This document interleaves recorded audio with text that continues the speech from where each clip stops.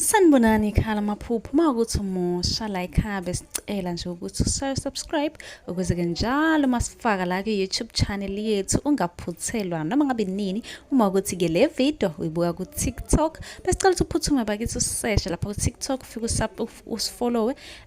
Ngijwayele ukuba live nje uzobona wonke amavidiyo amaningi kodwa amavidiyo amaningi agcwele la ku-YouTube, so kwakho ukuthi usubscribe and turn on i-notification bell ukuze njalo uma ngifaka amavidiyo izothi nqinqi efonini yakho ukuze ubone ukuthi la sikhuluma ngani, ngoba wonke ama-comment eniwabuzayo ngizolokhu nje ngenza amavidiyo ngafaka. Uma-ke nawe ubuzile ungakayiboni impendulo yakho, scrolla semaningi amavidiyo engiwenzile uzofika-ke lapho ubone mhlawumbe impendulo yakho, noma mhlawumbe uphuphe ungeza nawe uzoscrolla uzocinga impendulo. Ake ngiqhubeke ngichaze amaphupho eniwabuze kuma-comment section. Ake sikhulume ngenhlanzi. Ngolimi lamanje bathi ufishi.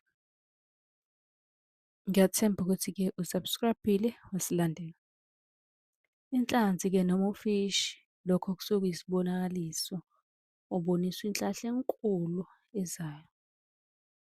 Ufishi nje kusuke kuyinhlahla, okusuke kusho ukuthi khona iy'nhlahla ey'vulekayo, khona okuhle okuzayo okumele ukulindele.